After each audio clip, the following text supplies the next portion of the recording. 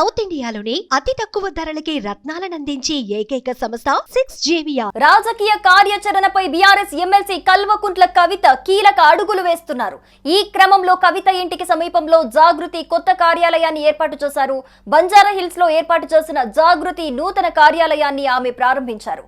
తెలంగాణ జాగృతి బ్యానర్లో ఆచార్య జయశంకర్, కేసీఆర్ ఫోటోలను పెట్టారు. కొత్త కార్యాలయంలో బిఆర్ అంబేద్కర్, ఆచార్య జయశంకర్, తెలంగాణ తల్లి జ్యోతిబా ఫులే, సావిత్రిబాయి పూలే విగ్రహాలతో పాటు అమరవీరుల స్తూపాన్ని ఏర్పాటు చేశారు.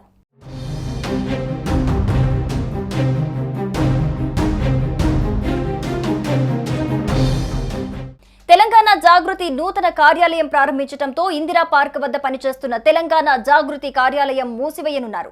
కల్వకుంట్ల కవిత తన నివాసం పక్కన ఉన్న భవనంలో తెలంగాణ జాగృతి నూతన కార్యాలయం ప్రారంభించారు. దీనికి సంబంధించిన పూజలను నిర్వహించారు. ఇక మరోవైపు జాగృతికి అనుబంధంగా 30 విభాగాలను ఏర్పాటు చేయాలని కవిత నిర్ణయించినట్టుగా సమాచారం అందుతోంది. 10 రోజుల క్రితమే మహిళా, యువ జాగృతులను ఏర్పాటు చేసిన కవిత తాజాగా సింగరేణి జాగృతిని ఏర్పాటు చేశారు. త్వరలో ఆర్టీసీ, విద్య, రైతు, ఉద్యోగ జాగృతులను కూడా ఏర్పాటు చేయాలని నిర్ణయించారు. ఓ వారం 10 రోజుల్లో ఆయా కమిటీలకు ఒక రూపు తీసుకొచ్చి వాటిని గ్రౌండ్ లోకి తీసుకెళ్లాలని భావిస్తున్నట్టుగా తెలిసిందే.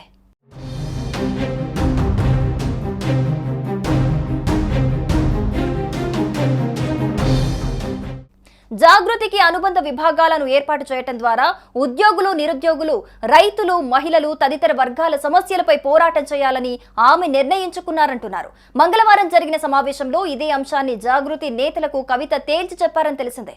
పార్టీ నేతలు కలిసి వచ్చినా రాకపోయినా తమ పోరాటాన్ని మాత్రం కొనసాగించాలని, జాగృతి సైన్యం బలమేంటో చూపించాలని ఆమె స్పష్టం చేసినట్టుగా సమాచారం అందుతోంది.